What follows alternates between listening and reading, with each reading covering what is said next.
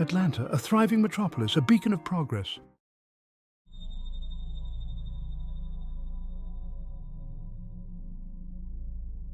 July 24th, 1979. The discovery that would shatter Atlanta's peace. Edward Hope Smith, 14 years old, gone. The city held its breath. Little did they know, this was just the beginning.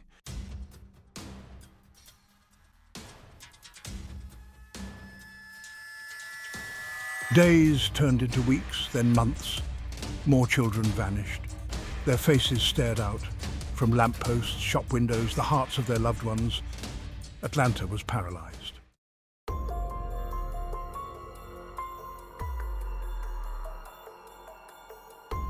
The victims, all African American, mostly boys, ages 9 to 17, they were taken from their homes, from the streets, even from school.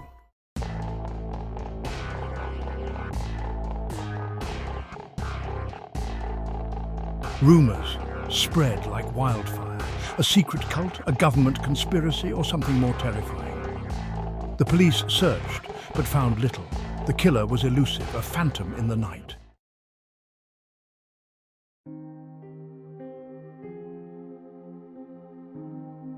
The families united by tragedy, haunted by questions. Why their children? Why so much pain? They deserved answers, but justice was elusive. The killer remained free.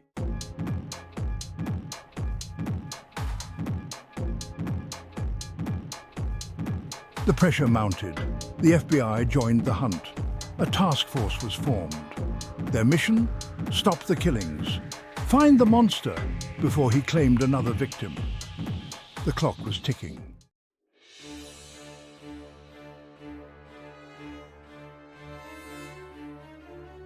Hundreds of leads, countless interviews. The task force worked tirelessly. But the killer was always one step ahead. Frustration grew. The public demanded answers. The pressure intensified. The task force knew time was running out.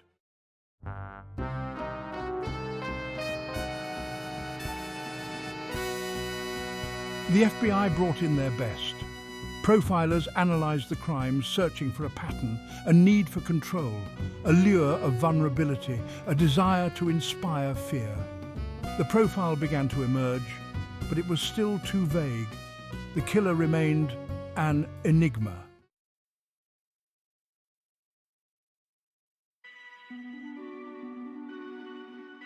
May 22nd, 1981, 12-year-old Nathaniel Cater vanishes. 2 days later, a witness comes forward. He saw something.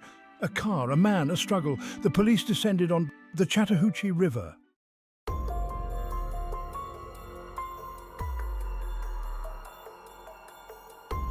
Section 4, a bridge too far. The river yielded a grim discovery. It wasn't Nathaniel, the boy everyone had been desperately searching for. Instead, it was another victim, a young man named Jimmy Ray Payne.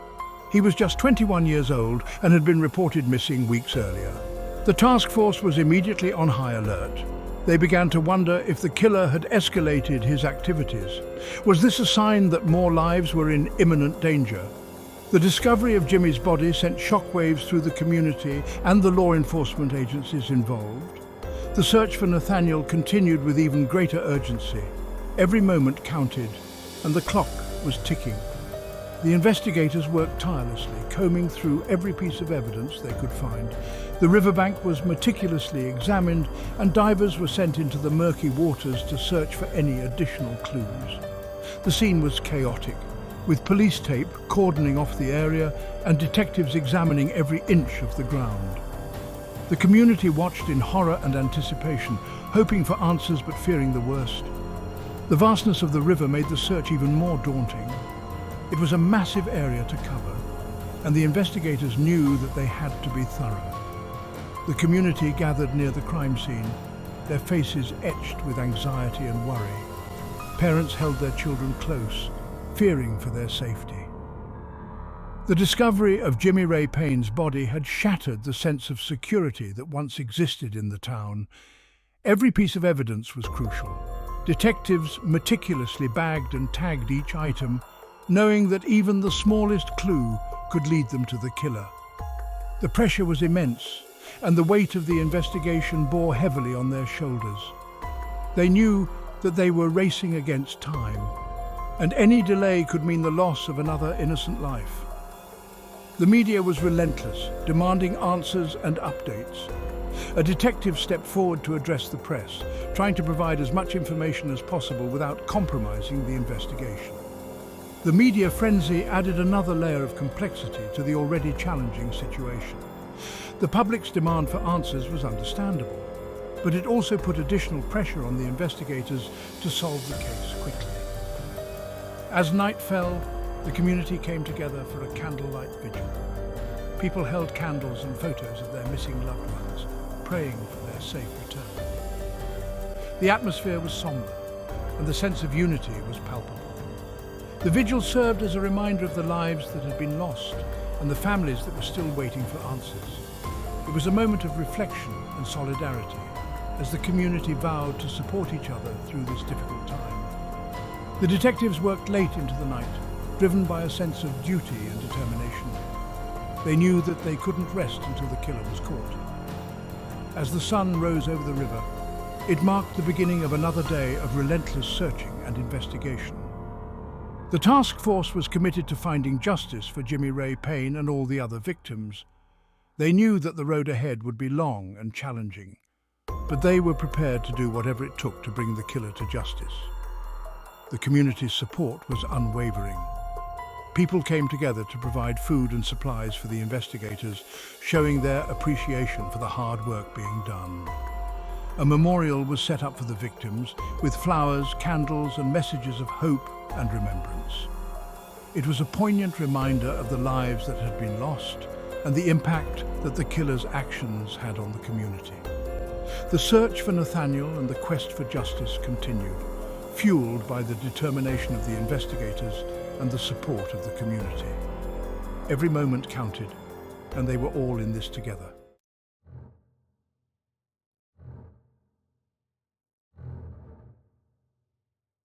Section 5. The Net Tightens. 2 days later. A familiar sound. The witness called again. The night was eerily quiet, save for the distant wail of police sirens. The witness, a middle-aged woman with a keen eye for detail, had been on edge since the last call. She knew something was off, and tonight her instincts were screaming at her. She picked up the phone, her hands trembling slightly, and dialed the number she had memorized by heart. The operator's voice on the other end was calm and reassuring, but the witness's voice was filled with urgency. "He's back," she whispered, glancing out her window into the dark street below. "The same car, the same man, that car, that man." The car, a dark sedan with tinted windows, had been seen lurking around the neighborhood for the past few nights. The man behind the wheel, his face partially obscured by shadows, seemed to be watching, waiting. The witness had seen him before, and each time a chill ran down her spine. Tonight she was determined to do something about it. She described the car and the man to the operator, her voice growing more confident with each word. "He's dangerous," she said, her eyes never leaving the car parked across the street. "I just know it." He was back on the bridge. This time, the police were waiting. Their suspect, Wayne Williams, a 23-year-old, aspiring music producer, the bridge, a notorious spot for illicit activities, was now swarming with police officers. They had received the tip-off and had set up a sting operation, hoping to catch the suspect in the act. Wayne Williams, a young man with dreams of making it big in the music industry, had no idea what was waiting for him. As he approached the bridge, the flashing lights of police cars illuminated the night, casting long shadows on the pavement. The officers moved in swiftly, surrounding him and placing him in handcuffs. Wayne's face was a mix of shock and defiance as he was led away. Could this be the break they needed? The detectives, huddled in a dimly lit room, pored over the evidence board. Photos, maps and notes were pinned in a chaotic yet methodical manner. They had been working tirelessly on this case, and the arrest of Wayne Williams felt like a significant breakthrough. The room buzzed with a mix of excitement and tension as they discussed the next steps. "We need to connect the dots," one detective said, pointing to a series of photos. "If Wayne is our guy, there has to be more evidence linking him to the crimes." The team nodded in agreement, their determination renewed. They knew the road ahead would be challenging, but they were ready to see it through. The net was tightening, and they were closer than ever to solving the case.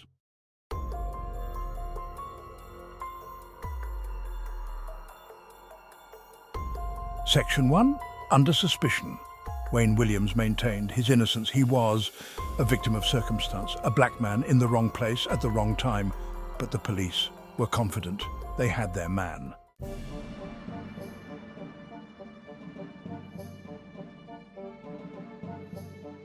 Section 2. A mountain of evidence. The fibers found on multiple victims matched the carpet in Wayne Williams' station wagon, the dog hairs, a rare breed, matched Wayne Williams' dog. The evidence was mounting. It painted a damning picture.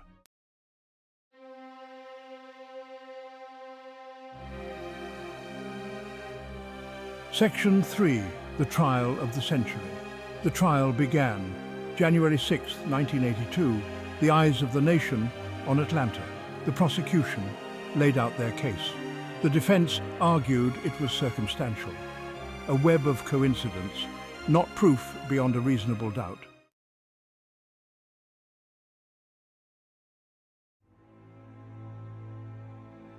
Section 4.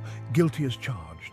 After weeks of testimony and hours of deliberation, the verdict was in. Guilty. Wayne Williams was convicted on 2 counts of murder, sentenced to 2 life sentences.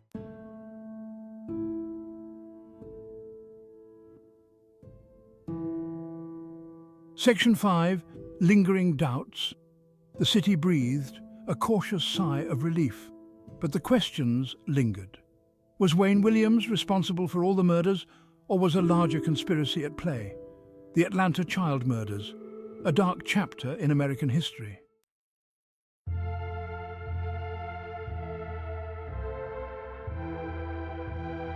The guilty verdict did not bring closure for all. Many believed Wayne Williams was a scapegoat, a convenient fall guy for a deeper, more sinister truth. Atlanta, once united by fear, now fractured by doubt.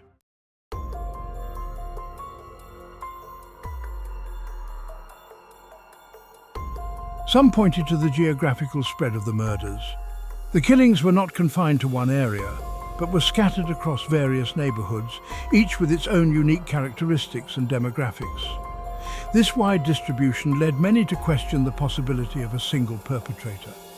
Could one person really navigate such diverse areas without drawing attention? The complexity of the locations added layers of mystery to an already perplexing case. Could one man really be responsible for so many deaths?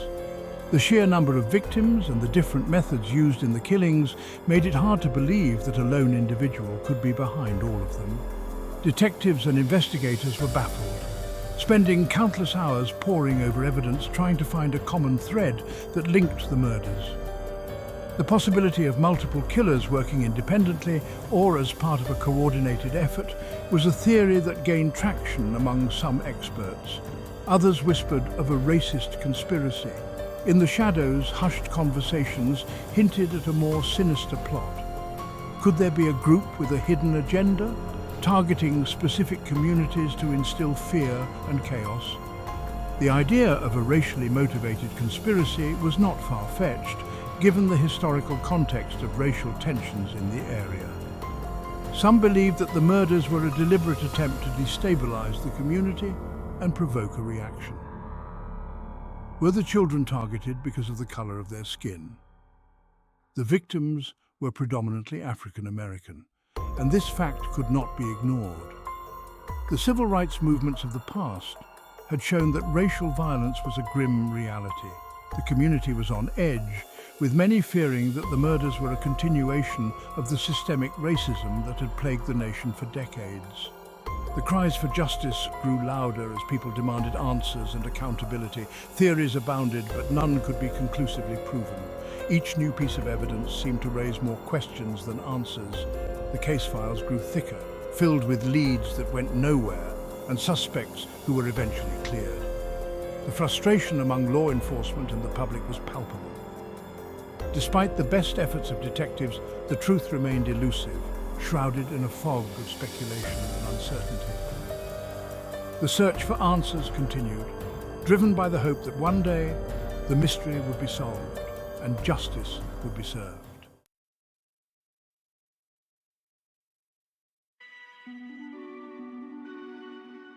For the families, the pain remained. Some found solace in Wayne Williams' conviction. Others still searched for answers. They refused to let their children's deaths fade into obscurity.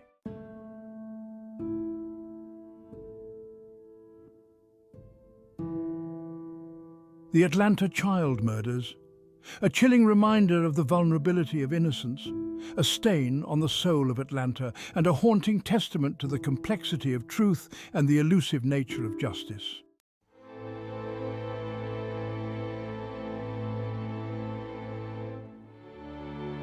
The Atlanta child murders left an indelible mark on Atlanta.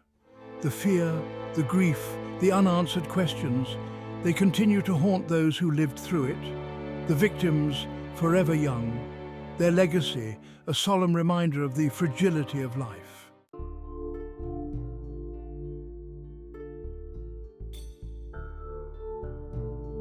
The Atlanta child murders exposed flaws in the system. It forced law enforcement to evolve, to adapt, to better protect the innocent.